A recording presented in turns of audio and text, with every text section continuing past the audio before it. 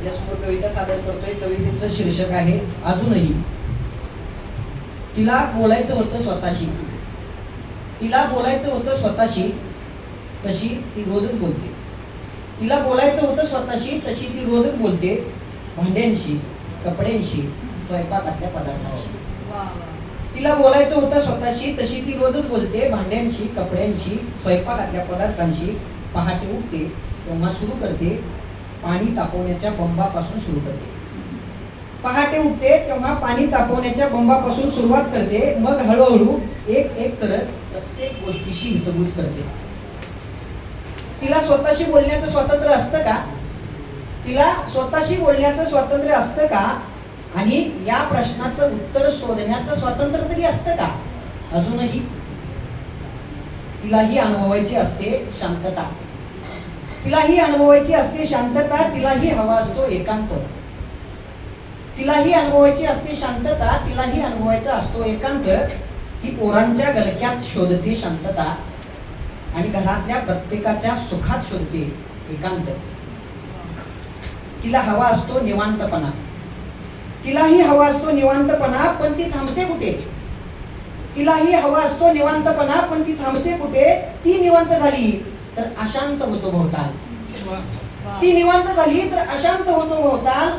तिचं अविश्रांत असणं हाच तिच्यासाठी निवांतपणा असतो अजूनही. काही क्षण मिळतात तेव्हा ती पुस्तकांशी बोलायचं ठरवते.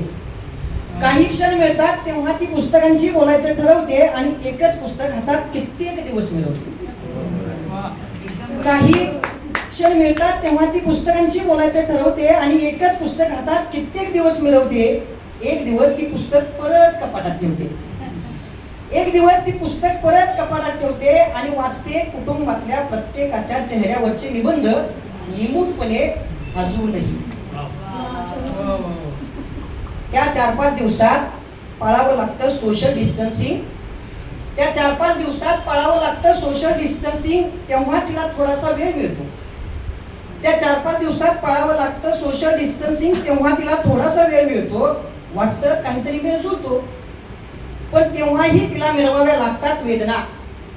पण तेव्हाही तिला मिरवाव्या लागतात वेदना परंपरागत भूषण असल्यासारख्या अजूनही. ती रडते पदराच्या आडून. ती रडते पदराच्या आडून. झुरते, तळमळते स्वतःसाठी आणि इतरांसाठी. ती रडते पदराच्या आडून, झुरते, तळमळते स्वतःसाठी आणि इतरांसाठीही. तरीही जगते, हसते, हसवते सर्वांनाच. तरीही जगते, हसते, हसवते सर्वांनाच. रूढींच्या बेड्यात अडकलेलं तिचं हसणं. रूढींच्या बेड्यात अडकलेलं तिचं हसणं लिहित जातं भावना, वेदना, दुःख आणि प्रेमाची कविता. रूढींच्या बेड्यात अडकलेलं तिचं हसणं लिहित जातं भावना, वेदना, दुःख आणि प्रेमाची कविता. काळजाच्या पानावर अजूनही. काळजाच्या पानावर अजूनही. काळजाच्या पानावर अजूनही.